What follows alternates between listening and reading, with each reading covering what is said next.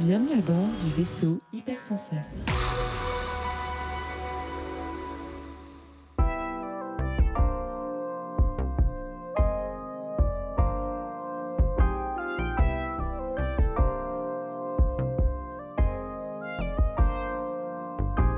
Bonjour à toutes et à tous et bienvenue dans 6388, votre podcast qui parle de création de jeux de société. Je suis Zéphiriel et pour parler de tout ça, bien sûr, je suis accompagné du sémillant Théo Rivière. Bonjour Théo. Salut Zéph, comment tu vas ? Ça va très bien, je te remercie. Un retour des scènes difficiles, mais pour toi aussi, je le sais. Mais Ouais, un peu moins au niveau transport, toi. J'ai vu que t'avais vraiment galéré, mais un peu dur de reprendre la vie normale après un salon de cet acabit, c'est clair. Ouais, effectivement. En vrai, c'était plus marrant. Enfin, c'était vraiment une aventure, mais c'était marrant. J'ai pas passé un mauvais moment au final sur mes transports aller et retour. C'était cool. Théo, aujourd'hui, une émission encore particulière, je vais arrêter de le dire, mais on va recevoir une personnalité du monde ludique pour essayer de parler d'un métier, je vais dire un métier de l'ombre un peu, parce que j'ai l'impression que on sait que ça existe, toi et moi, parce qu'on connaît un peu plus le métier, mais j'ai l'impression que c'est un métier dont on ne parle pas ou peu.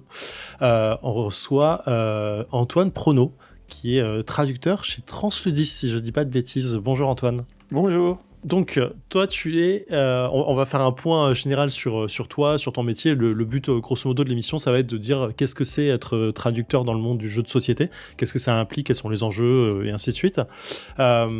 Transludis, pour commencer, c'est ta société à toi, tu es tout seul dedans, il y a d'autres personnes qui travaillent avec toi ? Exactement, non, c'est ma société à moi et je suis la seule personne au sein de Transludis. On va commencer donc par les grandes lignes et la présentation de toi en tant que personne directement. Toi, tu es depuis combien de temps tu es dans alors je veux dire dans le jeu de société en tant que personne, c'est-à-dire depuis combien de temps tu joues et depuis combien de temps tu y travailles réellement ? Alors moi je joue depuis que j'ai 8-10 ans quoi. Donc Ah ouais. Et j'ai commencé à travailler dans le jeu de société en 2008 chez Days of Wonder. D'accord. Tu faisais quoi là-bas ? J'ai été assistant éditorial et après chef de projet. C'est-à-dire que mes missions consistaient à s'assurer que les jeux soient publiés dans toutes les langues de travail qu'on avait définies. D'accord, donc déjà à l'époque, tu étais déjà dans le côté, je vais pas dire traduction parce que c'était pas tout ce que tu faisais, mais tu faisais attention à tout ce qui était langue et langue sur le jeu. Ouais, c'était quand même un peu lié, ouais, effectivement. D'accord. Je faisais aussi de la traduction, mais je ne faisais pas que ça.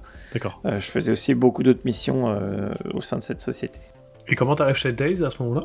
Alors, par un stage de fin d'études, j'ai fait 5 ans d'études en traduction, et il fallait trouver un stage de master. Et ça s'est fait un peu par hasard, parce qu'à l'époque, en tant que fan de jeux de société, on avait travaillé sur une extension fan-made d'un jeu de Mémoire 44. Oh.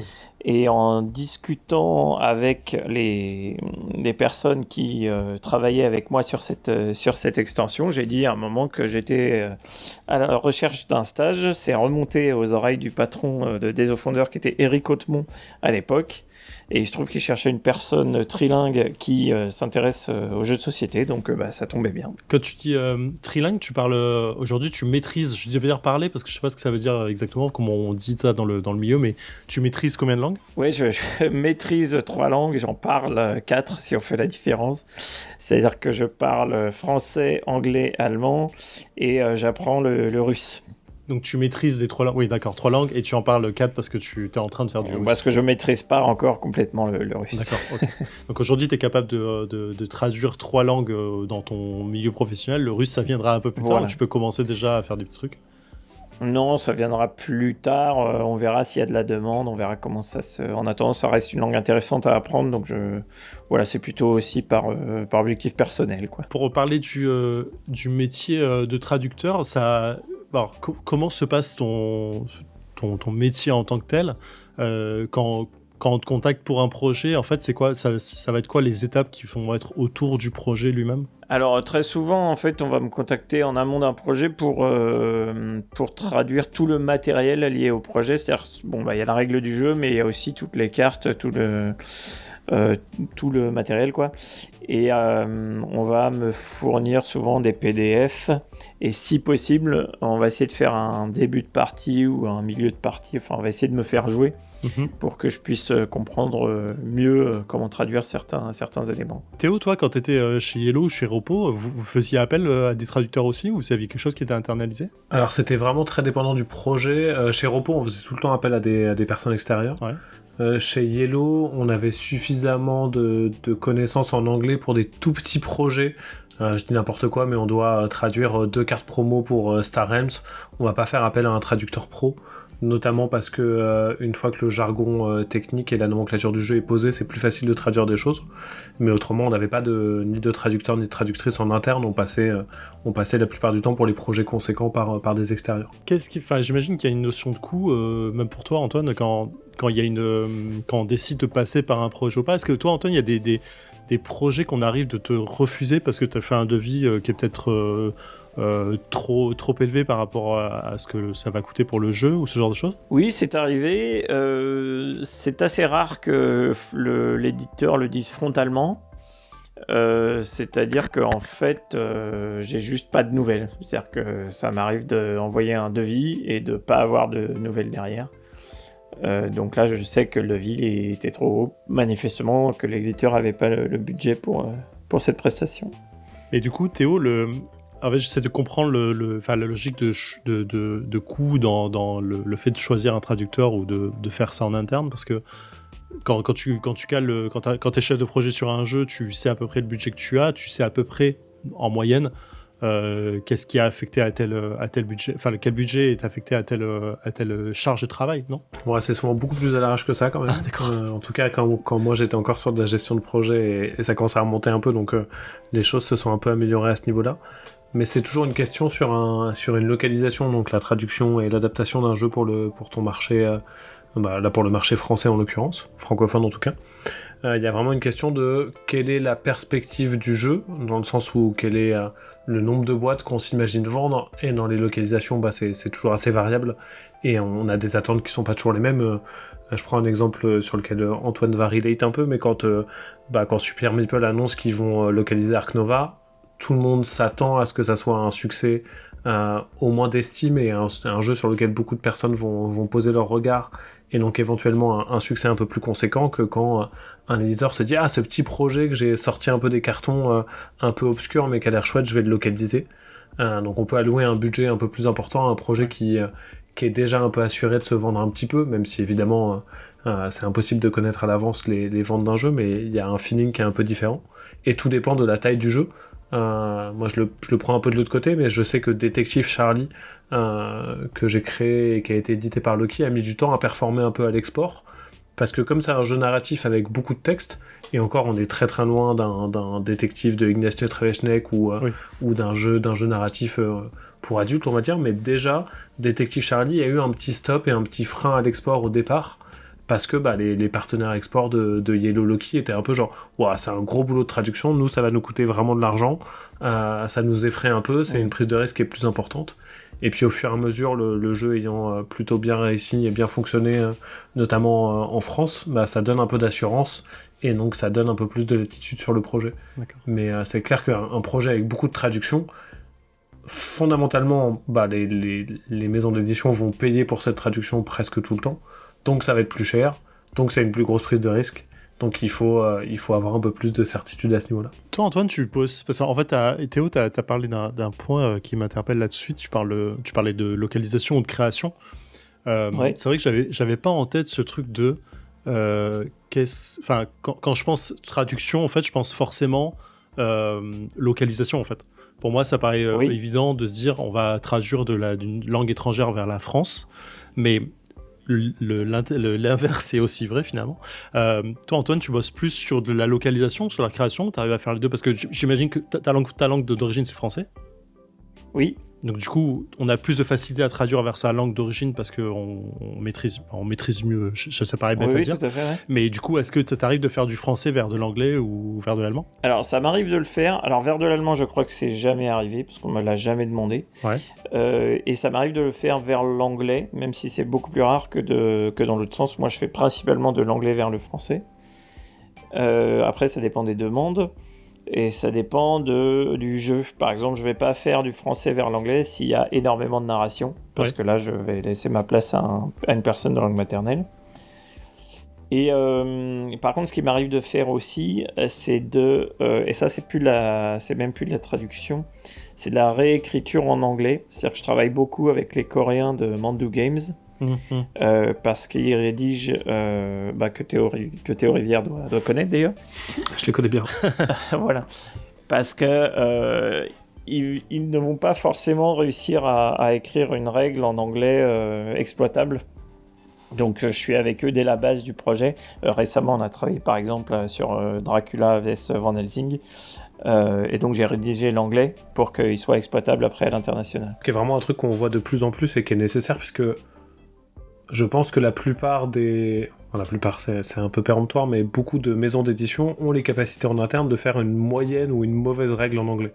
C'est-à-dire qu'on prenait l'exemple de quand j'étais chez Yellow, je suis à l'aise avec l'anglais, je peux parler anglais sans problème, je l'écris assez correctement, donc si demain on me dit tiens, traduis cette règle, typiquement là au retour des scènes, je traduis beaucoup de règles de mes prototypes pour les envoyer à des éditeurs étrangers qui puissent jouer, et je sais que ça va pas poser de problème.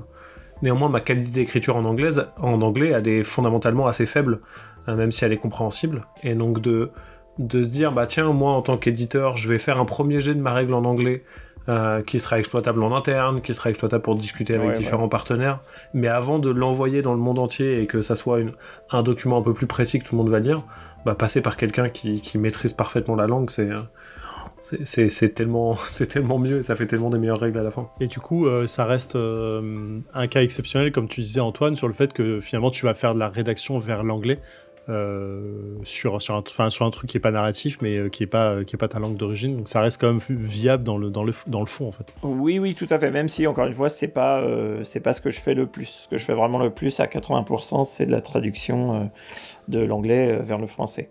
D'accord. Et je voulais juste rebondir sur un point qui était intéressant qu'avait soulevé Théo par rapport à l'importance du jeu ou au retentissement qu'il va avoir. C'est intéressant de savoir que par défaut pour un traducteur ça change rien, c'est-à-dire que le jeu soit un hit international ou un petit jeu obscur qui va pas beaucoup se vendre, le budget de traduction que lui va se fixer de manière générale ça sera le même. Oui. Donc c'est intéressant d'observer ce décalage en fait quand l'éditeur va dire pour ce jeu là j'ai un gros budget. En fait peu importe, je veux dire que le budget il faut ce budget là, la traduction elle va coûter tant. Donc il faut que ce budget il soit débloqué et c'est un peu dommage que ce soit réservé du coup aux hits internationaux parce que techniquement ce n'est pas lié, le volume de travail va pas se définit pas par rapport au succès du jeu. Oui, c'est pas le nombre de boîtes qui fait mais ça pourrait être le cas, on y reviendra un peu quand on parlera un peu chiffres, mais effectivement c'est un sujet qui est intéressant sur le fond. Est-ce que toi, tu as des jeux ou un type de jeu, je veux dire, que tu as plus plaisir à travailler et à traduire ? Ça, question un peu random comme ça, mais quand tu parlais de jeux narratifs, par exemple, je me dis, j'imagine que c'est plus intéressant de traduire un jeu comme Détective, par exemple, parce que tu as beaucoup de narration et donc du coup, tu travailles un peu sur un côté historique, enfin histoire, plus que traduire juste des règles pour des règles, quoi. Alors oui, tout à fait. De manière générale, si le jeu c'est pas 3 lignes avec une suite de mécaniques, c'est toujours plus intéressant à traduire quand il y a beaucoup de narration, quand il y a beaucoup de contenu.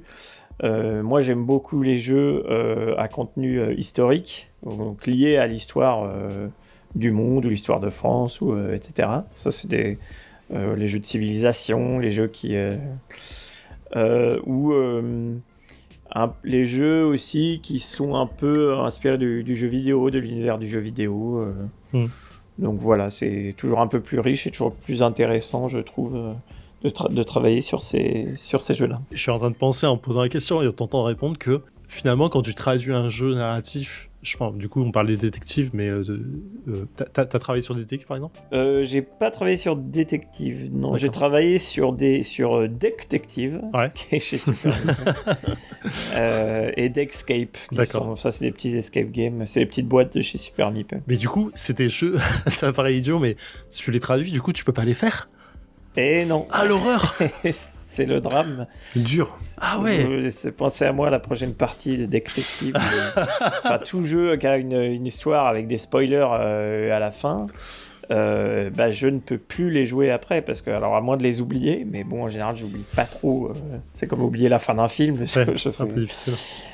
Donc oui, c'est difficile. Alors je les offre après, mais je peux pas y jouer moi-même. T'as l'espèce de damnation éternelle sur le fait de ne pas jouer les jeux à histoire, quoi. C'est dur. Et je crois, juste pour rebondir sur ce que tu disais, je suis presque sûr que sur Détective, donc la grosse boîte éditée par Portal, localisée par Yellow, c'était tellement un gros travail de traduction que c'est pas une seule personne qui a pris le boulot, mais c'était une équipe derrière pour réussir à le faire dans les temps. Oui, à ma connaissance, effectivement, c'était plusieurs personnes. Ouais. J'avais mis là en conducteur une question sur le temps d'une traduction. Elle n'a pas de sens en soi, parce que tu vas me dire ça dépend du nombre de mots qu'il y a à traduire. En moyenne, est-ce qu'il y a une façon de temporaliser ça ? Oui, il n'y a pas vraiment de moyenne, mais c'est une division en fait. Un traducteur, tu vas travailler sur 2000 à 3000 mots par jour, on va dire. D'accord. Donc il suffit de compter le nombre de mots dans ton jeu et de faire la division, et ça te donne à peu près le nombre d'heures ou le nombre de jours nécessaires à la traduction. Je me rends pas compte de ce que ça fait 2000 à 3000 mots. C'est quoi ? C'est un bouquin, c'est 6 pages Là, j'ai sous les yeux, j'ai une boîte de Terra Nova. Eh bien, Terra Nova, c'était 20 000 mots. D'accord. Donc une dizaine de jours. Ok, quand même. Arc Nova, on était sur plus. On était sur... faudrait que je vérifie, mais je crois qu'on était sur 30 à 40 000 mots. Et puis Voidfall, par exemple, Voidfall, c'est 60 000 mots. Ah oui. Parce que Voidfall, c'est 60 000 mots, donc là, on est plus sur, on est sur l'ordre d'un mois, un mois et demi. Après, il y a les relectures, donc ça prend pas mal de temps. Ouais. Quand tu décris le nombre de mots, c'est tout confondu, donc c'est règles plus texte sur les cartes, s'il y a du texte sur des cartes, plus texte sur n'importe quel élément en fait. Exactement, ouais. Ok. Oh, on se rend pas compte. Hein. Et ouais, ça va hyper vite. Hein. Quand tu te lances sur un dossier, sur un jeu, tu le fais en entier ou est-ce que tu as plusieurs jeux en parallèle ? Alors, en général, j'essaye de faire les jeux en entier d'un seul tenant, mais il arrive que des conflits de planning me forcent à m'adapter, c'est-à-dire que tu as un qui est plus urgent que l'autre, et c'est pas toujours les éditeurs qui préviennent en premier qui sont les mieux. Disons que ça arrive d'avoir une commande à 2 mois, c'est-à-dire que pour dans 2 mois, je voudrais ce jeu-là. Donc je m'organise et tout. Et puis au milieu de cette commande, il y a un éditeur qui va arriver qui dit « Ah, j'ai besoin de ça pour dans une semaine. » Donc là, ça peut arriver que si le premier éditeur est moins pressé parce qu'il a mieux anticipé, je prends l'urgence. Après, ça dépend de comment, dans quel ordre. En fait, je m'adapte je fais des rétro-planning et je m'adapte au délai que demandent les éditeurs. Tu fais en moyenne combien de projets à l'année sur 2022 par exemple, tu saurais quantifier ? En moyenne, j'ai 80 projets, 60 à 80 projets par an. Ok. Donc quand je dis projet, ça peut être un jeu complet, ça peut être une extension. Donc c'est tout compris. J'ai 80 missions. D'accord. Après, j'ai pas trop compté les jeux de base, extensions, mini-extensions. D'accord, ce qui fait y a grosso modo pas mal plus d'un projet par semaine, quoi. C'est un projet et demi par semaine. Ouais, alors en fait, des fois, ça va être un seul projet sur une semaine, mais la semaine après, il va y en avoir 4 parce que c'est des petits projets, par exemple. Donc là, je regarde mon suivi de projet. J'avais 80 projets sur 2022 à peu près, autant en 2021. Et là, en 2023, on est à un petit peu moins. Je suis à une 60aine. Bon, l'année n'est pas finie, mais voilà. Tu travailles que dans le jeu de société, c'est-à-dire que tu fais pas d'autres traductions à côté, livres, je sais pas, BD ou ce genre de choses ? Alors maintenant, je travaille plus que dans le jeu de société, depuis 3 ans à peu près. Quand j'ai commencé, j'ai fait aussi du jeu vidéo et de la littérature fantastique. Mais maintenant, je n'en fais plus. Ça demande beaucoup de temps et pour un budget moindre. Donc, je préfère faire du jeu de société qui en plus m'intéresse davantage. Oui, ce que j'allais demander sur les secteurs, est-ce qu'il y a un secteur qui est plus rémunérateur que d'autres ? Dans ceux que je connais, le jeu vidéo est pas bien payé. Enfin, ça dépend des maisons d'édition, mais c'est souvent en fait qu'ils te demandent de travailler au kilomètre sans contexte très rapidement. Donc c'est des conditions de travail pas optimales, quoi. Après, ce qui paye plus, mais que je fais pas, c'est tout ce qui est traduction juridique, dans la finance, enfin les contrats, tout ça va. Voilà, ça. Mais ça m'intéresse pas trop non plus.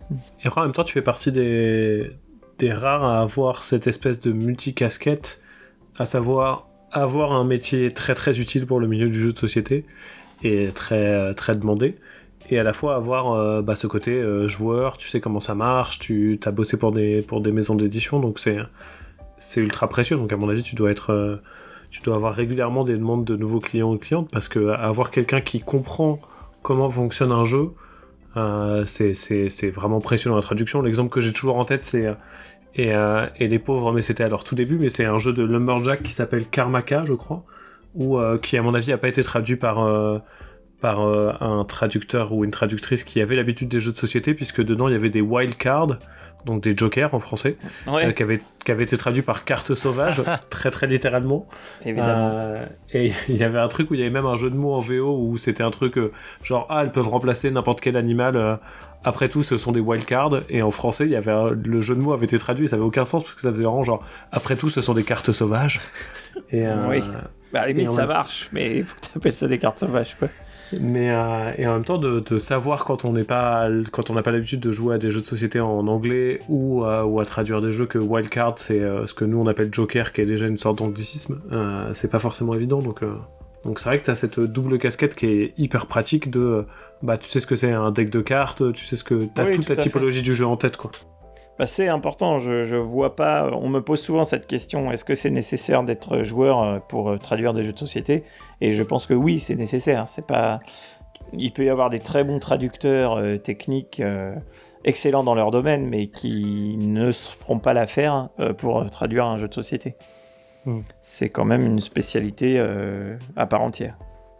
Est-ce que le côté traduction automatique d'aujourd'hui, c'est-à-dire, je pense à DeepL, je vois pas à Google Trad forcément, mais est-ce que pour toi il y a une forme d'enjeu autour de ça aussi?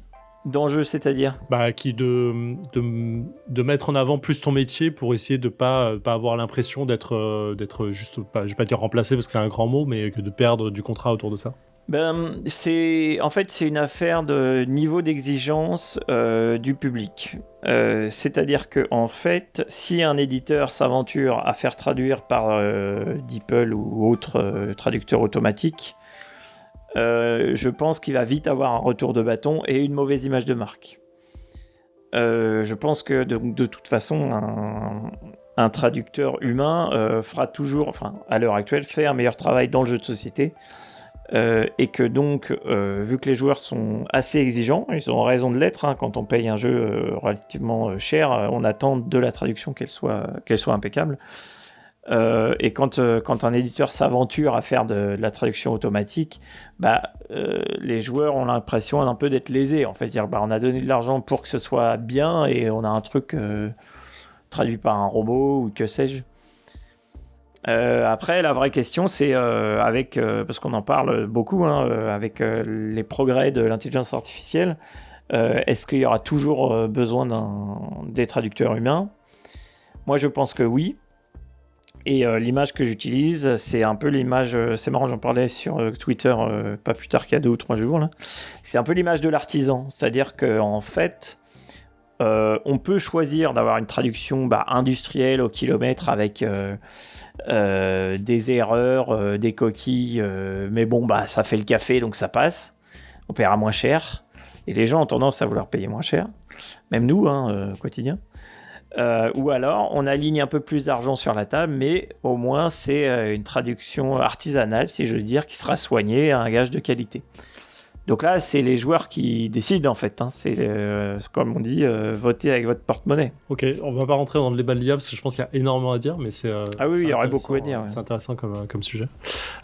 Comment tu gères les j'ai pensé à Wingspan parce que je sais que t'as pas travaillé dessus parce que je connais la personne qui a géré la trad, qui avait été fait en interne à l'époque.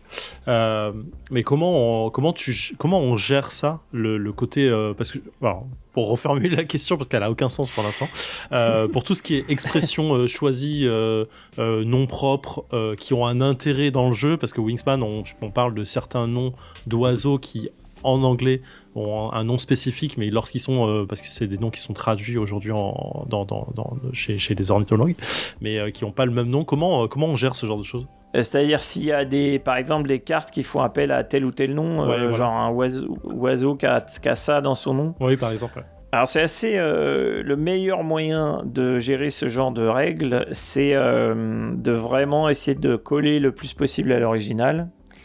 Et quand c'est pas possible, faut trouver un artifice. Ou alors parfois c'est en accord avec l'éditeur. Par exemple, il va falloir marquer la carte. Et je sais que dans une extension d'Agricola, il y a une carte qui s'appelle le beg. C'est un métier, beg. Ou une occupation, enfin je sais plus, mais ça dit que tu marques des points pour toutes les fois où il y a marqué case d'accumulation sur les autres cartes. Donc en fait ça veut dire que il faut reprendre toutes les cartes et vérifier que c'était bien traduit case d'accumulation et non pas case tout court. Oui. Or je sais que dans Agricola de base par exemple il y a parfois eu des raccourcis où c'était pas moi qui l'ai traduit à l'époque, où c'était traduit case au lieu de case d'accumulation. Donc ça fausse la carte. Je sais que dans Wingspan c'était un peu pareil. Dans Wingspan il y a un truc que j'ai jamais compris aussi, c'est le pourcentage des cartes sur les objectifs. Parce qu'il suffit que tu mettes une extension pour que le pourcentage il soit faussé. Donc ça c'est toujours peut-être des fausses bonnes idées en termes de mécanique de jeu. Il n'y a pas vraiment de solution en fait s'il y a des jeux, il faut trouver des équivalents. Ça fait partie du métier de traducteur. Quand il y a des jeux sur les mots, sur tel ou tel nom et tout, il faut s'arranger pour trouver des solutions. C'est pas toujours facile, mais ça se fait en général en accord avec l'éditeur. On trouve des solutions avec l'éditeur. Non, j'allais dire, mais tu as à peu près répondu, mais que tu avais donné un très bon exemple sur Twitter il y a quelques mois, je pense, sur de la traduction de noms propres. Souvent dans les langues originales, on aime bien faire des petits jeux de mots sur les noms, de se dire que il y a un petit truc qui rappelle quelque chose, de mettre une typologie de pouvoir dans le nom propre du personnage, comme ça rappelle un truc. Et évidemment, c'est pas toujours facile à traduire, et que t'étais obligé de faire usage d'artifices pour être certain que ça fonctionne. Et que ça allait, et c'est pour ça qu'on parle de localisation, j'aime bien ce mot plutôt que parler simplement de traduction de jeux de société. C'est parce que des fois ça va plus loin que de se dire ok il y a écrit blue et je vais le traduire en bleu, peut-être que des fois ce blue il doit être indigo ou je sais pas toutes les nuances de bleu, mais une autre nuance de bleu, parce que par rapport à ce choix de blue en anglais ça a un sens particulier.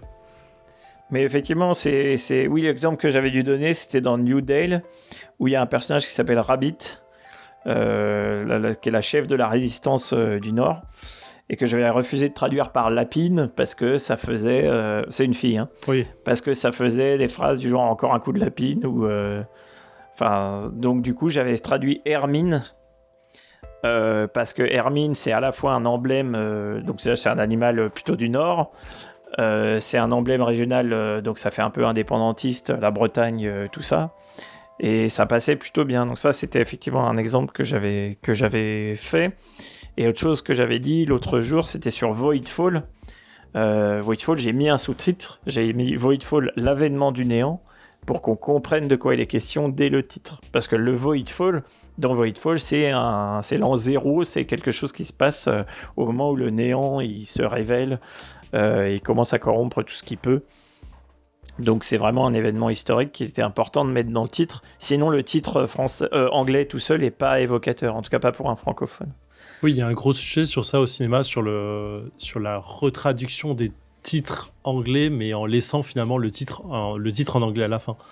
C'est, je pense à Hangover par exemple. Ouais, qui est un classique.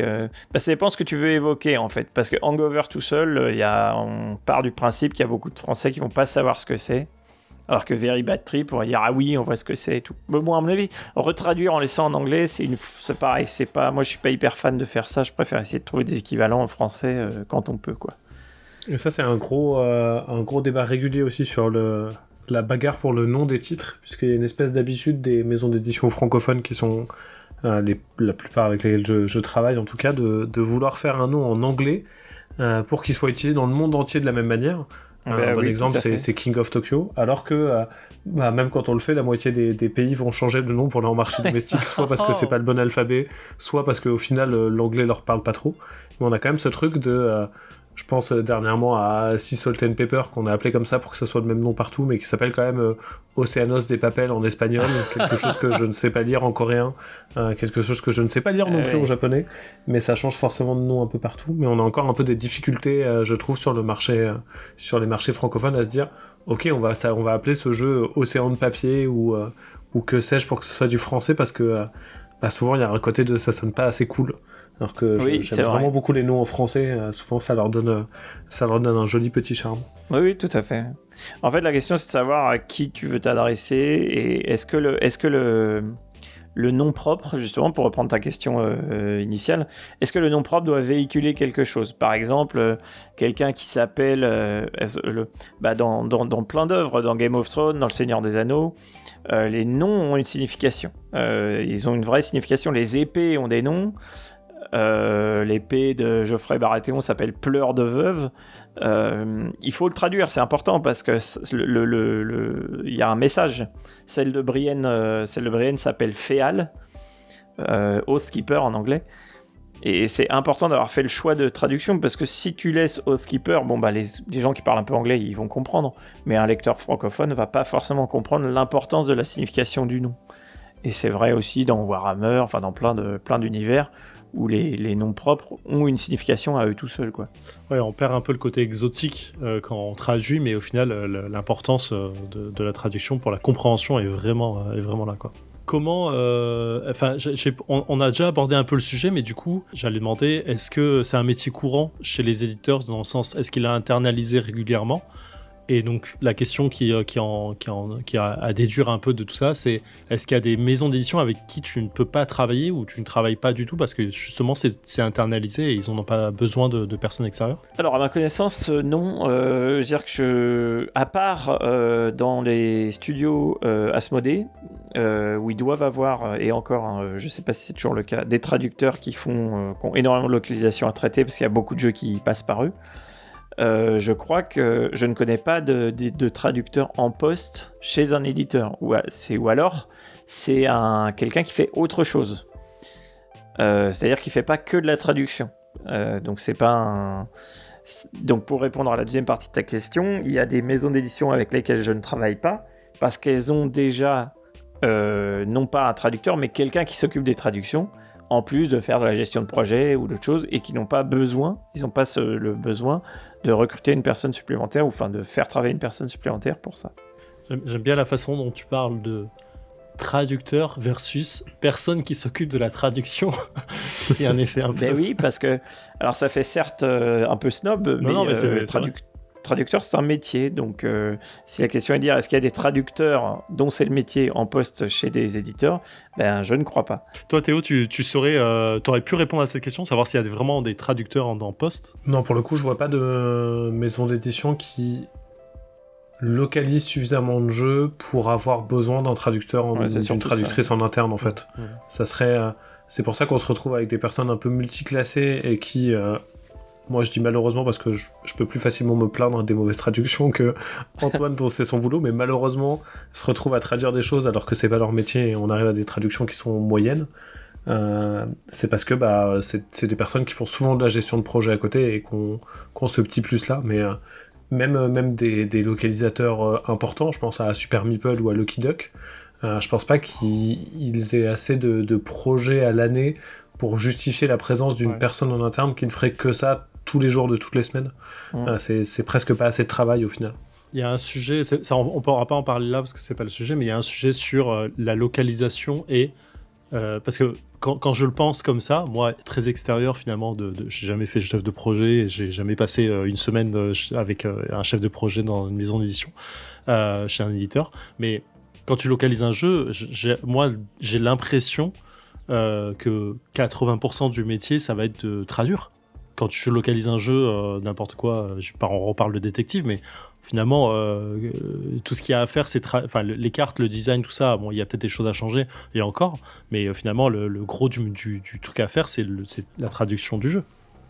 C'est effectivement une grosse partie, mais t'as ce que t'évoques, là, mine de rien, copier-coller toute ta traduction aux bons emplacements, des bons éléments, adapter les typos, la taille des cadres, parce que fondamentalement les langues prennent pas la même taille, gérer tes fichiers de production, gérer tes discussions avec l'éditeur d'origine, gérer la production dans certains cas, et puis après tout l'aspect marketing du jeu qui sort. Même si sur les localisations, ce travail-là n'est pas toujours titanesque. C'est quand même beaucoup d'autres tâches après la traduction. Mais effectivement, il y a un truc auquel tu échappes, c'est le sourcing du projet, dans le sens où discuter avec l'auteur ou l'autrice, ça a déjà été fait en amont. Et surtout, toute la phase d'équilibrage et de direction et de gestion artistique, parce que normalement, tout est bon de ce côté aussi. Sauf dans les rares cas où les choses sont modifiées, ce qui arrive, mais pas si souvent que ça. Antoine, tu voulais rebondir ? Non, c'est vrai que moi, de ma fenêtre, effectivement, ma partie de la localisation, c'est une grosse partie la traduction, c'est une grosse partie de la localisation. Après, il reste aussi tout de même la fabrication et la distribution, donc ça, je m'en occupe pas du tout. Mais on peut pas le retirer à l'éditeur non plus, parce que sans l'éditeur, ça va pas sur le marché, quoi. Oui. C'est-à-dire que donc il faut quand même que ce soit produit en français, imprimé et distribué en français, donc ça c'est pas le traducteur qui va s'en occuper, quoi. Bon, je pense qu'il y a un gros sujet qu'on pourra peut-être voir dans un autre épisode plus tard, sans vouloir dire que tu fais des erreurs dans ton travail, mais l'erreur est humaine. Comment on gère les erreurs une fois que le jeu est publié? Je parle autant en termes de damage control sur les réseaux éventuels que de éventuellement essayer de rattraper ça sur une édition après. Alors, les erreurs, bien sûr, tout le monde en fait. Moi, j'en ai fait, ça peut arriver. On fait tout, on met tout en œuvre pour que ça n'arrive pas, avec les relectures, en travaillant dans de bonnes conditions, voilà. Maintenant, une fois qu'une erreur est sortie, faut déjà voir à quel point elle est grave, parce que une coquille sur une carte parmi 100, et puis une règle mal traduite et que c'est le cœur du jeu, c'est pas du tout la même chose. Donc dans l'immédiat, effectivement, c'est bien d'aller reconnaître l'erreur sur les forums et d'essayer de communiquer autour en disant attention, la règle correcte c'est ceci, c'est cela. Et puis s'il y a des reprints de prévus, on peut en profiter pour faire les corrections. Ark Nova avait peu d'erreurs, mais il y avait des images qui étaient décalées sur la toute première édition. Donc c'était plutôt une erreur de maquette. Et puis il y avait une carte ou deux notamment qui aurait gagné à être plus clairement exprimée. Donc ce qui s'est passé, c'est que en fait, vu qu'il y a eu deux réimpressions coup sur coup avec Super Meeple, on en avait profité pour tout de suite corriger les fichiers et proposer maintenant une version qui est nickel. Après, il n'y a pas toujours des reprints, et donc là, il y a d'autres solutions qui sont plus ou moins satisfaisantes. Donc il y a les PDF à télécharger en disant voilà, il y a les autocollants. Je sais qu'il y a certains éditeurs qui utilisent des autocollants en disant voilà, il faut mettre ça sur votre jeu. Voilà. Par contre, bien souvent, le damage control, ça vient de l'éditeur. Moi, vu que je m'investis particulièrement dans mes traductions, alors que peut-être que je devrais pas, j'ai tendance à venir aussi dire sur les forums partout où je peux, alors attention, quand je me trompe, je dis là voilà, je me suis trompé, il faut faire ça. Et comme ça les gens le voient, quoi. Mais bon Ouais, c'est vrai que t'es assez actif sur Twitter, sur les réseaux. Enfin moi je te suis, tu fais des trades parfois c'est pas la façon de le dire, tu fais des trades super intéressants en général. Merci. Ça faisait genre parfois il y en a qui sortent, c'était pas du tout le but de cette phrase.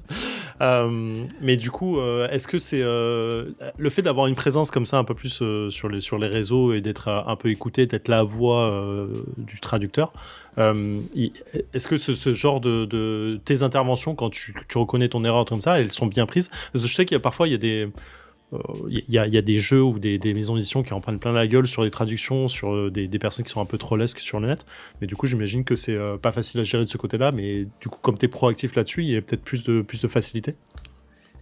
Oui, et puis quand j'interviens, les gens souvent ils se radoucissent, c'est-à-dire que En fait, je pense que tu as des gens qui critiquent un éditeur ou une traduction. Ils critiquent pas forcément le traducteur, ils critiquent la traduction. Un peu comme si c'était une entité éthérée qui verrait pas ce qui... Comme on critique, comme on critique que tu vas voir un film, tu dis le dernier Spielberg, il est nul.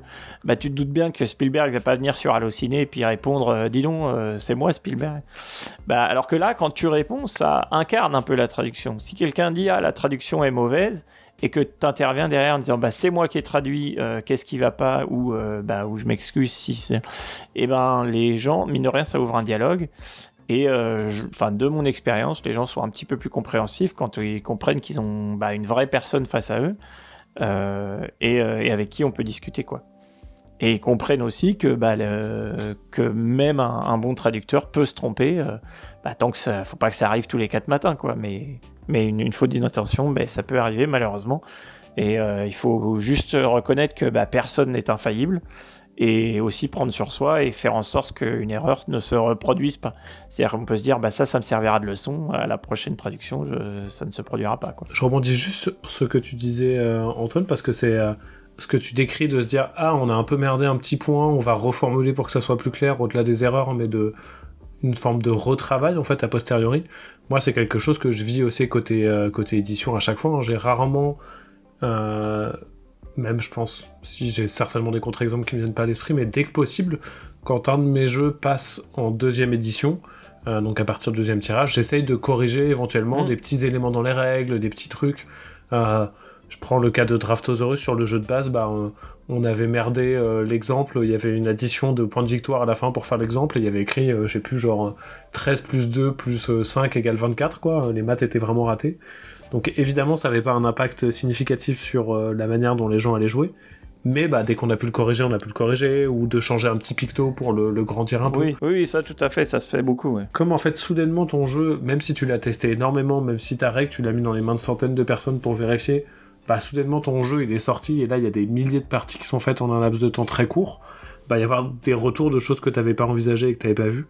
Et donc, c'est assez normal d'avoir des petits changements. Évidemment, si jamais il y a des grosses erreurs ou un truc qui gâche votre expérience de jeu, là c'est problématique. Mais attendez-vous toujours, je pense, en tout cas, si vous comparez avec attention, notamment les livrets de règles de chaque édition de chaque jeu, je pense que il y aura souvent des petits changements, des petites reformulations. Oui, bien sûr, toujours. Ou des micro-trucs. C'est vrai aussi en traduction, hein, bien entendu. Ouais, c'est la question que j'allais te poser, Théo, sur est-ce que toi, ça t'arrive aussi d'intervenir sur ce genre de choses et pour parler sur le réseau, parce que je sais aussi que tu es très actif, pour dire oui, effectivement, il y a une erreur de règle ou un truc comme ça, mais du coup, c'est intéressant d'avoir ce point de vue-là. Et c'est hyper dur d'être parfaitement consistant sur certains jeux et de pas faire ces petites erreurs-là. L'exemple que j'ai en tête, c'est sur un truc tout bête, et ça a gâché l'expérience de personne, mais quand je suis arrivé et quand j'ai fait de la gestion de projet chez Repoprod, j'ai mis en place un grand chantier de relecture et de vérification de toutes nos règles, de tous nos jeux qui fonctionnaient encore. Il y avait un petit travail à faire sur ça. Et j'ai débusqué par exemple qu'il n'y avait aucune consistance sur la manière dont étaient appelées les couleurs dans Seven Wonders. C'est-à-dire qu'il y avait une extension où les guildes étaient des cartes violettes, une autre où c'était des cartes mauves, les cartes de ressources étaient parfois brunes, parfois marron, et c'est un truc où personne va ouvrir la règle de Seven Wonders Cities et se dire « Pardon, c'est quoi ces cartes mauves là ? C'est des cartes violettes, c'est pas possible, et ça va l'empêcher de jouer. » Mais il y a une espèce de volonté de se dire on va essayer d'uniformiser tout ça, de faire les livrets les plus clairs possibles et les plus clean possibles, parce que c'est un peu mieux si jamais c'est réfléchi. Et donc on avait passé un peu de temps à cleaner un peu tout ça pour que ça soit le plus calé possible. Ça va même au-delà de ça, c'est intéressant comme exemple, Théo, parce que effectivement, moi c'est typiquement quelque chose que je remarquerais, mais avec la conviction que personne d'autre ne va le remarquer. Et en fait, en traduction ou en rédaction, c'est la même chose. Tu dois être finalement plus exigeant que n'importe quel joueur. Et quand je dis que ça peut aller très loin, c'est que par exemple, on va traquer aussi les accents sur les majuscules. On va vérifier, est-ce que c'est une minuscule après chaque note de points, parce qu'en français, c'est censé être une minuscule. Et personne va jamais le voir, ça. Personne va t'écrire au service client en disant la page 3 de, je sais pas moi, d'une Imperium, il y a 2 points non suivis d'une minuscule remboursée, quoi. Alors que moi, je suis capable de faire corriger ça, parce que justement, il faut que ça soit harmonieux partout, quoi. Ouais, c'est fou comme une fois que t'as... Parce que moi, une de mes obsessions, c'est l'espace avant et après un double signe de ponctuation, Ouais. qui n'est pas le cas en anglais et qui est le cas en français. Donc en anglais, on mettra fin de la phrase, point d'exclamation, espace, et en français, ce sera fin de la phrase, espace, point d'exclamation, espace. Ouais. Et moi, c'est un truc qui me rend complètement fou et qui peut vraiment me faire dire « Oh non, mais c'est pas possible », et j'envoie des notes quand je relis des règles comme ça, alors que typiquement, c'est un truc que personne va remarquer à l'écrit et qui est pas si grave, quoi. C'est marrant cet exemple parce que quand on a fait l'interview avec Marvin Hagen et que j'avais fait le conducteur, tu m'avais dit faudrait enlever les espaces avec les 2 points. Du coup, je me souviens de ça. Je pousse le truc où quand j'envoie un mail à quelqu'un et que je mets hello en introduction, je mets hello point d'exclamation collé. Ouais. Et après, si j'ai écrit le reste de mon mail, je mets des espaces parce que j'écris en français. Et après, je vais dire ouais, hello, virgule. C'est vrai que je pourrais faire ça aussi. Mais du coup, est-ce qu'on met la majuscule après à la ligne? Ça, c'est un truc qui me rend fou.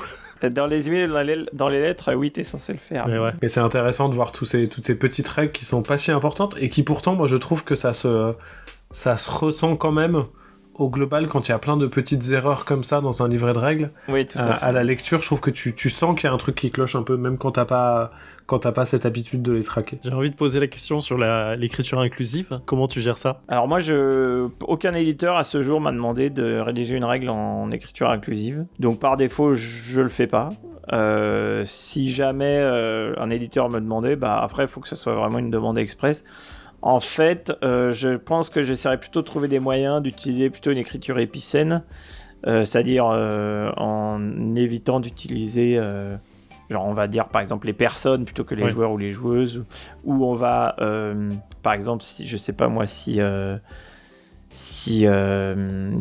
va essayer de trouver quelque chose en rapport avec le jeu. Par exemple, si tu incarnes une princesse, ou les princesses, tu vois, enfin voilà. Mais après, je trouve, à titre personnel, je trouve que quand c'est rédigé en écriture inclusive, donc vraiment avec le point médian, etc., ça rend la règle plus difficile à lire. Or, une règle, c'est une notice technique et il faut que ce soit limpide. Donc moi, je suis pas favorable à l'utilisation de cette écriture. C'est un point, c'est touchy comme point. Ah oui, bien sûr. Bah après, moi, mon point de vue, c'est un point de vue purement technique. Qui est vraiment, on doit la règle, il faut la comprendre rapidement. Et si possible à la première lecture. J'ai pas, à part Nidavellir, j'ai pas de règle en tête qui utilise le point médian. Bah effectivement, j'en connais pas d'autres non plus. Moi non plus, je pense qu'il y a pas mal de règles qui aujourd'hui fait attention à son inclusivité et qui réfléchissent notamment à des tournures épicènes ou à écrire les joueurs et les joueuses ou qui moi je suis assez fan du mix emprunté au jeu de rôle notamment qui a été repris dans Roll-Tray. Oui. Qui appelle les joueurs, mais les personnages les patrouilleuses. Ouais, j'aime beaucoup ça aussi. Ou l'inverse, je sais plus. Mais je rejoins Antoine sur le fait que l'écriture inclusive, c'est quand même compliqué pour beaucoup de personnes. Et ça polarise un peu le débat. Et des fois, ça l'entraîne sur un élément qui est pas si important que ça. Là où travailler sur des structures qui permettent une plus grande inclusivité, sans avoir recours au point médian, j'ai l'impression que c'est ça qu'on va de plus en plus voir. Il me semble que dans les Toits de Paris, ils écrivent les joueuses. Les Toits de Paris qui sort là. Il faudra que je vérifie, mais il me semble que c'est tout au féminin. J'avais Alice is Missing en tête où effectivement c'était les joueuses aussi autour de la table. Voilà, ce qui n'est pas choquant et du coup rend pas la lecture compliquée. Donc ça, c'est une solution acceptable. J'ai donné cet exemple plusieurs fois, mais pour parler de jeu de rôle, sur Star Wars aux confins de l'Empire, donc le jeu de rôle de Edge qui est sorti il y a bien longtemps maintenant. J'avais été, alors je veux dire choqué, c'est un bien grand mot, mais étonné, parce que sur la version française, on parle des joueurs et du MJ tout au masculin, tandis que sur la version anglaise, les joueurs sont mis au féminin. On parle de her. Et j'avais été surpris que la traduction avait été faite du coup comme dans le sens masculin, alors qu'à la base il y avait une volonté de mettre ça au féminin.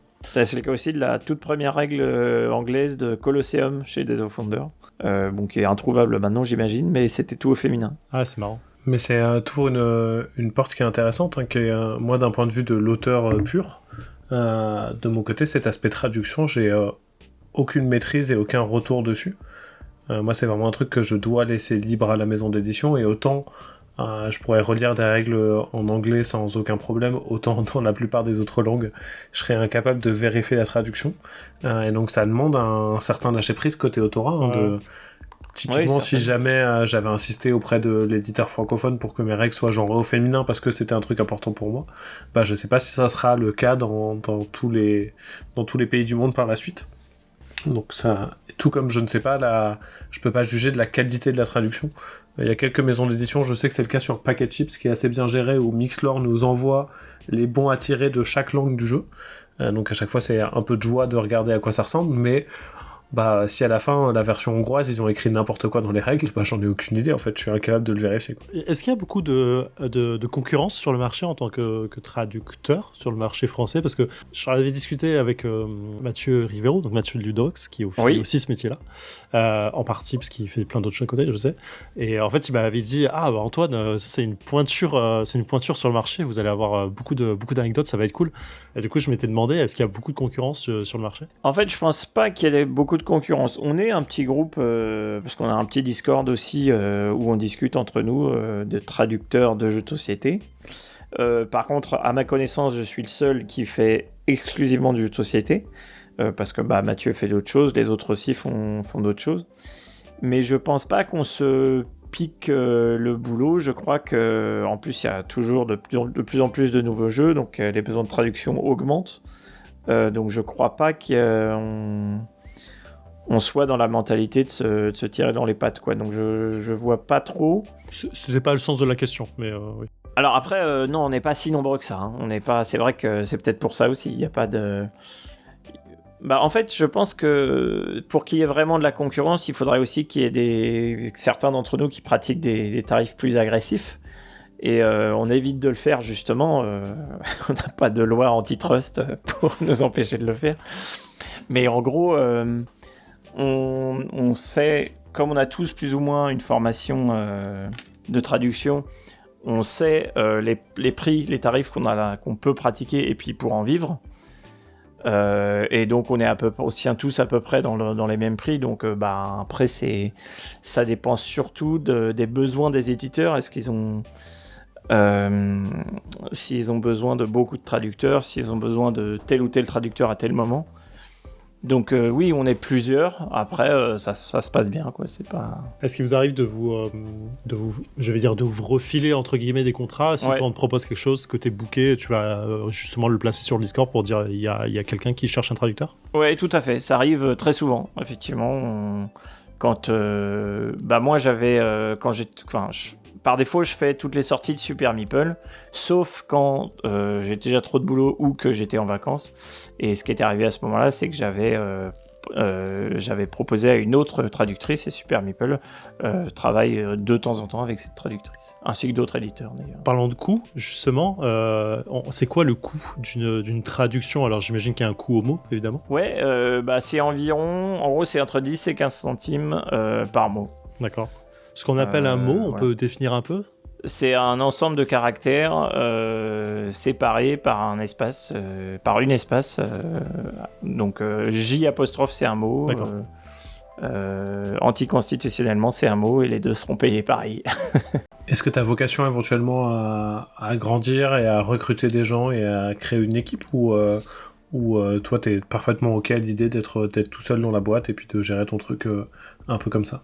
Je sais pas trop, je pense que je pourrais effectivement recruter du monde mais il faut qu'il y ait suffisamment de demandes. Là, il se trouve qu'il arrive encore dans l'année qu'il y a des moments où j'ai pas beaucoup de demandes. Bon, genre, je me prends pas la tête, je pars en vacances à ce moment-là, où je me pose un peu, où je travaille sur mes prototypes, on en parlera après. Mais s'il y avait vraiment une demande incessante, oui, peut-être que je pourrais prendre une personne supplémentaire. Après, c'est plus une auto-entreprise, ça change de structure et tout. Donc, c'est du travail en plus aussi. Bon, après, pourquoi pas, hein, on peut imaginer. Mais c'est pas dans les médias. On en parlait un peu tout à l'heure, c'est parce que on parlait que ton tarif resterait fixe, que la boîte de jeu soit vendue à 1000 ou à 100 000 exemplaires. Est-ce qu'il y a une forme de possibilité de forme de droit d'auteur, un peu comme il y a eu une transformation pour les illustrateurs, illustratrices sur on paye un coût fixe puis on commence à mettre un pourcentage? Est-ce qu'il y a aujourd'hui c'est peut-être un peu tôt pour en parler, mais dans le secteur d'activité du monde ludique, mais est-ce qu'il y aura une possibilité à terme? Tu penses? Bah pourquoi pas, mais c'est vrai que si quelqu'un doit le faire un jour, il faudra que ça parte de moi, puisque c'est un peu ma spécialité. Mais pour l'instant, les rémunérations, ça se fait exclusivement sur la base de factures qui dépendent exclusivement du nombre de mots et pas du nombre de ventes. Après, je sais que dans le milieu d'édition, dans le milieu de l'édition classique, enfin avec les bouquins, là, les maisons d'édition, il y a aussi les deux types de contrats. Il y a le contrat de, bah voilà, je traduis le livre et puis je suis payé à la traduction. Et puis il y en a d'autres qui demandent les droits d'auteur. Et donc ça va dépendre, bah, parce que si tu traduis par exemple un Harry Potter et que tu te fais payer juste au volume plutôt qu'au nombre de ventes, bah, je pense que bah, tu as perdu pas mal d'argent. Ouais, il peut y avoir une frustration. Tu passes à côté de pas mal de... Ouais. Mais la différence, je pense aussi quand même, c'est que là on parle d'un livre, donc ta patte, ton style va vraiment avoir une influence sur le ressenti de la personne qui va le lire. Traduire un jeu, il faut jamais oublier que bah, c'est pas toi l'auteur du jeu. Donc bon, tu le rends disponible. Ta mission, c'est de le rendre disponible à des gens qui sinon auraient peut-être pas pu y jouer. Après, est-ce que si tu demandes des droits d'auteur, jusqu'à combien tu demandes par rapport à ce que l'auteur demande, etc. C'est tout un sujet quand même. Ouais, mais il peut y avoir un sujet sur, sur une règle classique et quelques cartes, je sais pas, mais il peut y avoir un sujet sur toi tu parlais de donner son style sur un jeu qui est plus narratif. Ça peut avoir un impact significatif sur la compréhension du jeu, sur le style, sur le ton qu'on veut donner dedans. Toi Théo, est-ce que ça te choquerait sur le fond d'avoir de parler de droits d'auteur sur la traduction? En fait, c'est toujours hyper compliqué de voir comment est-ce qu'on gère tout ça et où est-ce qu'on prend cette partie de droits d'auteur. Ouais. Dans l'absolu, effectivement, si je reprends Détective parce que c'est un des projets assez monstrueux qu'on a vu ces quelques dernières années, mais il y en a évidemment plein d'autres.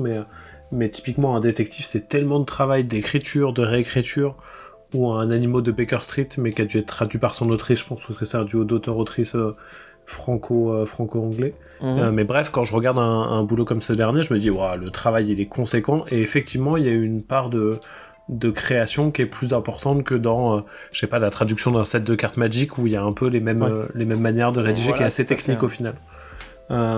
Néanmoins, la question c'est où est-ce qu'on prend ce pourcentage? Est-ce qu'il est imputé à l'auteur ou à l'autrice d'origine? Est-ce que c'est l'éditeur qui paye un petit peu plus? Est-ce que c'est la personne qui localise qui va passer à payer un peu plus également de son côté? C'est toujours très compliqué, parce que les fourchettes sont pas très grandes et parce que à l'heure actuelle, les métiers payés au droit d'auteur sur un jeu, c'est ponctuellement les illustrateurs-trices, presque toujours les auteurs-trices. Mais avec une dimension on n'est pas rémunéré pour le travail qu'on a effectué sur le jeu. On a une avance et par la suite on touche des droits d'auteur, mais je suis pas certain que ça serait bénéfique de dire à Antoine, bah écoute, sur Ark Nova là, en fait, bon, Ark Nova est pas un bon exemple parce que ça cartonne, mais sur Ark Nova, tu vas faire toute ta traduction, tu seras payé que 200€, mais t'auras 2% sur les ventes. Oui, mais moi je dois payer mon loyer maintenant. Oui, mais t'inquiète pas, dans 6 mois, si ça se trouve, en fait, tu vas gagner plus d'argent. C'est toujours un peu cette question-là qui est assez délicate. Mais dans l'idée, évidemment, moi je serais hyper pour que les gens qui mettent de la créativité et qui s'investissent dans un projet puissent avoir un intéressement sur le succès qui est en partie lié à leur travail. J'adore cet effet. Après, faut bien voir que ça marche dans les deux sens, hein, parce qu'un jeu qui a un gros volume mais qui se vend pas, bon bah au final c'est moi qui fais la bonne affaire, quoi. Techniquement je vais être payé je vais pas être payé je préfère être payé en volume de texte plutôt que sur les ventes, parce que c'est ce que dans ce cas-là que les ventes me rapporteraient pas assez, quoi. Ouais, je disais, j'adore cet effet domino de il y a toutes les conséquences en fait qu'on peut avoir sur effectivement un petit biais comme ça sur l'effet, quoi. C'est marrant. Est-ce que question bonus sur la parce que c'est une question que j'adore poser aux gens en ce moment. Est-ce que les coûts dans le monde ludique, c'est-à-dire là tu parlais de 12-15 centimes du mot, sont les mêmes que sur les autres secteurs que tu aurais pu voir ou travailler? Non, c'est légèrement inférieur, comme je disais tout à l'heure, c'est-à-dire que... Enfin, après, il faut bien voir qu'il y a de tout, hein. Dans tous les domaines, il y a des clients qui vont essayer de tirer vers le bas en te payant à 4-5 centimes. Bon, bah là, le devoir du traducteur, c'est de refuser ce genre de mission. Après, les domaines qui sont, comme je disais tout à l'heure, le juridique, le financier, le technique, l'industrie, ça va être des budgets un petit peu plus élevés. Je disais plutôt 10 à 15 centimes. 12, on est déjà Oui, sur pardon. et je parle de anglais, français par défaut, mais c'est pas les mêmes prix selon les paires de langue. Marrant ça. Sachant qu'anglais français c'est tellement répandu que justement c'est relativement payé enfin c'est commun quoi, c'est un tarif commun. Si tu prends quelque chose de plus rare, tu vas monter, le tarif va augmenter Oui, parce bien qu'il y a moins de personnes qui savent le faire. Oui, l'offre la demande toujours. Je pensais à quoi? Je pensais j'ai rencontré une personne qui travaille chez NerdLab, donc la boîte de Mindbug. Oui. Qui est français et qui travaille là-bas depuis un petit moment parce que la personne vit en Allemagne depuis un moment déjà et qui s'occupe de faire la trad. Mais du coup, je sais plus pourquoi j'amène ça parce que j'ai perdu mon idée. Désolé. On parlait des tarifs. Ouais. Peut-être que c'était Et lié. du coup, je pensais à l'Allemagne en me disant, j'imagine que allemand-français, ça doit être un peu moins, plus recherché dans le sens plus rare que l'anglais-français. C'est plus rare, mais le résultat, c'est que c'est moins demandé. Parce que la plupart des auteurs allemands, maintenant, ils font leur master, leurs documents de base, ils les écrivent en anglais. Comme Théo, j'imagine que tu rédiges directement en anglais certains jeux, parce que ça te permet comme ça qu'ils soient directement localisables un peu partout, quoi. Ouais, tout à fait. Si la maison d'édition est pas francophone, je fais l'effort de le faire en anglais, et c'est le cas si elle est... Tu vois, quand on a bossé avec Mandou, les règles de Dracula contre Helsing, on les a rédigées en anglais, on n'allait pas ni leur envoyer en français et les laisser les traduire, ni nous les faire traduire en coréen. Et si tu devais être édité directement par un éditeur allemand, je sais pas si c'est déjà produit, mais j'imagine que tu rédigerais aussi en anglais et qu'ils partiraient Ouais, de tout à fait. l'anglais. Ouais, dans tous les cas, ouais. Sauf si je veux parler une troisième langue, ce qui est pas mon cas, mais quand j'ai bossé par exemple avec Devir, ils sont espagnols, on a communiqué, Voilà, l'intégralité ouais, tout à fait. des documents et même de nos échanges ont été faits en anglais, donc effectivement le traducteur ou la traductrice vers l'espagnol est partie de mes règles en anglais et non pas de mes règles en français pour le coup. Ah, c'est fou parce Ouais. que tu parles du coup d'une traduction d'une règle qui est elle-même d'abord traduite par quelqu'un qui n'est pas pro Ouais. sur le sujet. Ça optimise les erreurs, quoi. Et ce qui est fantastique, c'est que il arrive des fois qu'on fasse l'aller-retour. Moi, je me souviens que chez Days of Wonder, on a travaillé sur Small World, donc qui est un jeu de Philippe Keertz, qui est belge. On avait une règle de base en français, on l'a rédigée en anglais et on l'a retraduite en français depuis l'anglais pour avoir parce que le master qui définit tous les autres documents, il faut repartir du master. Tu peux pas repartir de la règle écrite par Philippe au départ. Du coup, ça fait un peu le jeu du Google Trad, quoi. Ça fait ça. Alors, pour l'anecdote, ça on le faisait à l'université, ce jeu-là d'écrire une phrase et puis de la balader. Ouais. Et quand elle arrivait au bout de la classe, elle faisait français, anglais. C'était plus du tout la même phrase. Bien sûr, évidemment. Est-ce que le côté traduction, on a couvert? Est-ce qu'il y a des choses que tu veux ajouter qu'on n'aurait pas dit ou débunké? Non, rien de spécial. On a pas mal couvert le sujet, effectivement. Ouais. Théo? Non, c'est juste, ça me refaisait rire de penser à effectivement ce que tu décris qui arrive régulièrement, et c'est Bruno Feduti entre autres qui se fâche régulièrement Oui, tout à fait. avec les éditeurs, à raison du moins quand il exprime le fait qu'il est déçu, avec les éditeurs qui localisent ses jeux depuis des versions anglaises et qui est genre mais en fait demandez-moi de rédiger des règles en français, je les connais, c'est mes règles en fait, faites pas traduire par un traducteur, moi je maîtrise le truc. C'est évidemment plus compliqué que ça, mais ça m'est arrivé, là le jeu espagnol va arriver chez Atalia en version française.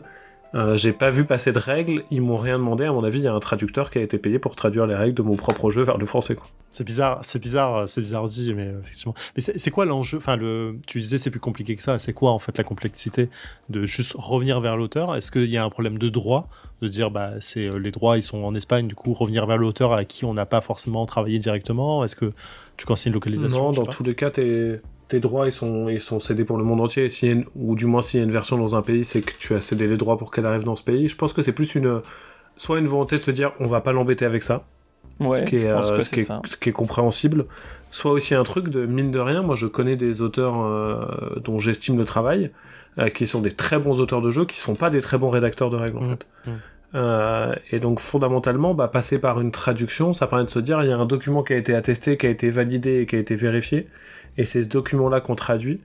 Là où si demain on me demandait de traduire un de mes propres jeux en français depuis l'anglais, en fait, je ferais une réinterprétation de l'anglais pour le rédiger de la manière dont moi je serais à l'aise vers le français, ce qui est pas exactement la même chose. Donc je peux comprendre les deux envies et les deux volontés, et dans le process, aucune des deux manières de faire, tant qu'à les discuter, bien sûr, ne me choque pour le coup. C'est pas choquant qu'un auteur ne rédige pas les règles finales d'un jeu, hein, parce que c'est aussi un métier d'être rédacteur, et parfois un auteur est tellement le nez dans le guidon qu'il va pas se rendre compte que il y a des éléments de règles qu'il a oubliés de marquer, parce que pour lui c'est tellement évident que par exemple que les cartes sont face cachée, face visible, ce genre de truc, il faut avoir le réflexe de le marquer. Est-ce qu'il y a une forme de SAV sur la traduction?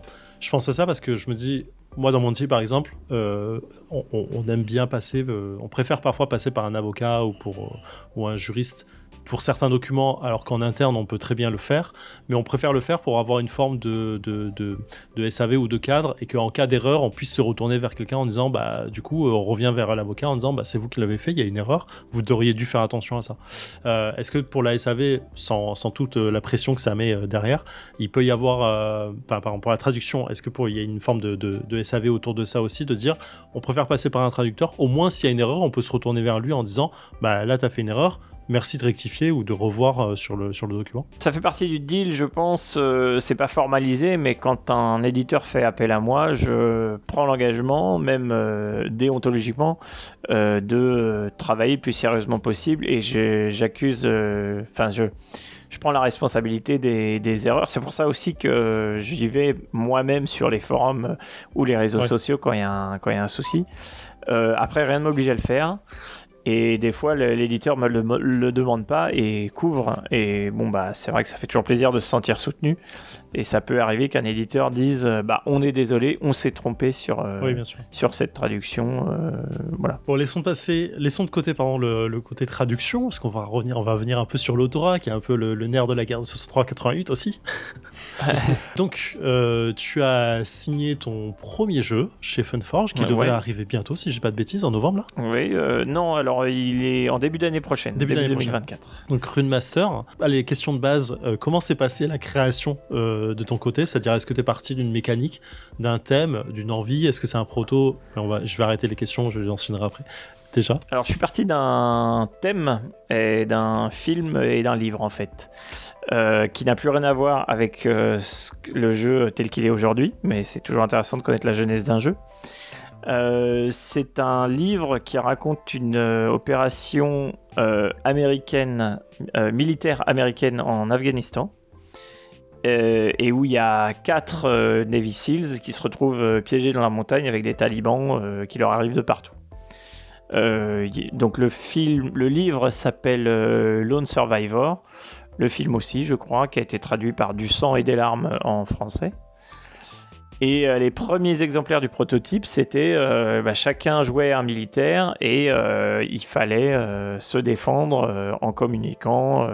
La mécanique existait déjà, c'est-à-dire que c'était assigné des dés à des ennemis qui arrivaient aux 4 coins du plateau. On est sur un Tower Defense, je m'en souviens bien parce qu'on l'a fait dans le défaussé et tu nous avais repris sur le terme. Oui, tout à fait. C'est Tower Defense coopératif. Voilà, c'est ça. Je sais que tu as travaillé chez Funforge aussi. Oui, tout à fait. Pendant un an, entre Days of Wonder, je crois pas qu'on l'ait dit, mais entre Days of Wonder et Transludis, donc j'ai fait un an et quelques mois chez Funforge, oui. D'accord. Est-ce que du coup la signature est liée au fait chez eux pour une master est liée au fait que tu les connaissais et du coup tu as une facilité de présentation avec eux, dans le sens c'était logique de leur présenter, ou est-ce que tu as eu beaucoup de points avec plusieurs maisons d'édition? C'était de toute façon logique de leur présenter, et puis Philippe Noura avait vu le potentiel du jeu, avait apprécié, donc ça s'est fait assez naturellement quand j'étais... Donc après oui, c'est toujours plus facile de travailler avec des gens qu'on connaît, donc ça s'est fait tout seul, ouais. J'avais un peu aussi montré, j'avais fait pas mal tourner le jeu dans des salons, dans des soirées, dans des bars avant, et j'avais pu quand même pas mal le préparer déjà pour qu'il soit recevable par un éditeur, quoi. Théo, je sais pas si t'as eu l'occasion de tester le jeu ou de le voir? Non, malheureusement pas encore. J'ai vu passer la boîte parce que je crois que tu l'as repartagé sur Twitter il y a pas très longtemps, Antoine, donc j'ai pu voir passer ça, mais Mais malheureusement, moi je joue très très peu sur les salons, donc c'est rare que j'arrive à faire des parties, même des jeux qui me donnent envie. Côté Tower Defense, je me souviens pas que, je crois que c'était la première fois que j'avais vu ce type de jeu dans l'idée, parce que je me souviens qu'on avait comparé un peu à cette Watch, mais qui n'était pas exactement finalement la même sensation de jeu au final. Ouais, de toute façon, il y a plusieurs Tower Defense, hein, ça existe. Un des plus anciens, moi que je connais, c'est Ghost Stories d'Antoine Boza, qui avait été refait en Last Bastion d'ailleurs, en médiéval. Tout à fait, ouais. Et c'était un peu aussi... finalement, la mécanique est similaire dans le sens où y a un village au milieu à défendre et des fantômes. C'est pas des monstres, mais c'est des fantômes qui arrivent de tous les côtés. Après, je pense que mon jeu est quand même suffisamment différent, notamment avec l'assignation des dés, etc. Mais il y a une base commune, mais qui est la base classique de tous les Tower Defense, à partir du fait où il y a une zone centrale, ou en tout cas une zone à défendre contre des ennemis qui arrivent jusqu'à tel moment, et à tel moment le jeu dit que t'as gagné, quoi. Si t'as tenu jusque là. Au niveau du contrat chez Funforge, si on peut en parler un peu, t'as signé à combien de pourcents sur le... Alors je sais jamais comment, donc c'est 3 à 6%. Attends, c'est 3 et 6%, mais c'est pas sur le même prix. Ouais, 3% du MSRP et 6% du chiffre d'affaires éditeur. Voilà, c'est ça, merci Théo. MSRP, on peut rappeler Je sais pas ce que signifie l'acronyme, mais c'est le prix de vente hors taxe conseillé. Donc je sais par expérience, et pour en avoir parlé avec d'autres auteurs, que c'est un pourcentage assez bas pour commencer. Bon, moi je suis jeune auteur, donc je peux pas trop me permettre de dire... j'exige un pourcentage plus élevé. Pour commencer, je pense que... Enfin, moi, j'en suis satisfait, donc voilà. C'est plutôt la moyenne basse, tout en étant dans la moyenne, quoi. Je me dis pas genre, oulala, c'est quelque chose qu'il faut jamais signer. D'accord, ok. Mais effectivement, typiquement, j'essaye d'avoir plus. Ça m'arrive encore d'avoir des propositions à 6% du CA éditeur. Sous certaines conditions spécifiques, ça m'arrive encore de les accepter, donc je suis pas choqué dans l'absolu. Donc MSRP, c'est le Manufacturer's Suggested Retail Prices. Je me sens honteux de le dire quand il y a Antoine dans l'émission parce que mon anglais est très mauvais, mais voilà. Voilà, faut pas t'inquiéter de ça. Les Français ont peur de leur accent et en fait, il faut jamais perdre son accent français. Ça a même un certain charme. Donc, continuez à parler avec l'accent français. Perfect. Est-ce que tu as d'autres protos du coup tu disais que je le sais parce que tu l'as dit dans l'émission en disant que tu bossais parfois sur protos, mais tu as combien de protos du coup en cours? Ouais, j'en ai 3. Après, c'est toujours pareil. Je pense que Théo connaît bien ce syndrome de l'auteur où il n'y a pas une idée, donc on commence à griffonner 2-3 trucs et du coup, il y a d'autres protos qui attendent leur tour, qui avancent plus. Donc, moi, j'en ai 3. J'en ai un qui est très... qui est plutôt abouti, mais qui m'a demandé beaucoup d'heures de travail et de tests parce que c'est un 4X dans l'espace. Wow. Donc, qui s'appelle Off-World Empires. Pour l'instant, donc je l'ai fait tourner sur Tabletop Simulator, je l'ai fait tourner en salon. Il est monté sur la 3e place de l'Alchimie de Toulouse il y a 2 ans, je crois. Pas mal. Donc j'ai démarché plusieurs éditeurs avec. Pour l'instant, il n'est pas signé. Parce qu'il y a quand même beaucoup de matos, même si j'essaie d'en faire un jeu qui est assez fluide et qui dure moins longtemps que les classiques du secteur. Il est encore à la recherche de son éditeur. N'hésitez pas, maison d'édition, si vous nous écoutez, envoyez un petit mail pour un 4X dans l'espace avec un peu de matos. J'en ai un autre qui est un plutôt deck building avec contrôle de territoire dans un setting Seconde Guerre mondiale. Ok. Et j'en ai un autre sur la conquête spatiale que j'essaie de rendre plutôt semi-historique, c'est-à-dire que le pitch de départ c'est la conquête spatiale de 1950 à 2050. D'accord. Donc il y a une base qui est documentée et l'autre qui reste à documenter. Un peu de projection sur le futur, c'est pas mal. Voilà, c'est ça. Et ces 2 derniers là, ils sont en phase de finalisation et présentation possible ou c'est encore du travail ? Le dernier est pas présentable, le Seconde Guerre mondiale, enfin le deck building dans un setting Seconde Guerre mondiale, j'ai même déjà montré un petit peu, mais il reste des réglages à faire, quoi. Ok. Est-ce qu'on a fait le tour ? Est-ce qu'il y a des questions, des choses qu'on a oubliées, qu'on a envie de dire, Théo ? Non, pour le coup, merci beaucoup d'avoir d'avoir accepté de venir papoter avec nous. C'était Non, hyper intéressant. c'était très sympa, très sympa. C'était génial. À chaque fois, je suis très stressé en début d'enregistrement et dès qu'on arrive au milieu et sur la fin, je suis en mode, Ouah, c'était vraiment trop cool. Il y a eu des petites anecdotes que j'adore entendre sur l'émission. Et je suis fier de nous, on a réussi à être pas trop méchant ni bitchy envers les maisons d'édition qui font tout le temps des erreurs de trad. Et c'est On n'a pas donné de nom. non, on est pas mal sur ça. Non, c'est bien, il faut pas, ça sert à rien de faire ça. Non, bien sûr, bien sûr. Et puis encore une fois, tout le monde. Enfin, la vraie, je pense que la vraie difficulté de ces maisons d'édition, c'est souvent que, c'est beaucoup de projets qui se télescopent et pas de temps assigné, Oui. pas suffisamment de temps assigné à chaque projet. C'est même pas forcément une question de budget, je pense. Des fois, c'est juste une question de temps. Oui, mais le temps, c'est de l'argent. Exactement. Très bien, bah écoutez, Antoine, merci mille fois d'avoir accepté d'être venu. On a eu du mal à se régler sur l'enregistrement, ça a été plusieurs fois repoussé, mais c'est vraiment un plaisir de t'avoir reçu. Tu es le bienvenu quand tu veux pour rediscuter avec nous éventuellement de ça ou d'autres choses si t'en as envie. Théo, on se retrouve... Alors, je sais pas dans quel ordre ça va être diffusé, parce qu'on a déjà enregistré un truc à Essen, mais je sais pas dans quel ordre on va le diffuser, mais du coup, on va se retrouver. C'est une bonne question. Peut-être que vous allez avoir tout bientôt un épisode, ou alors peut-être que vous avez eu il y a pas très longtemps un épisode, mais nous on continue d'enregistrer de manière un peu sporadique à nos envies et à nos opportunités, mais on a toujours plein d'envies en tout cas. Exactement. Écoutez, prenez soin de vous, on se retrouve bientôt, et puis à ciao. Ciao. Bisous.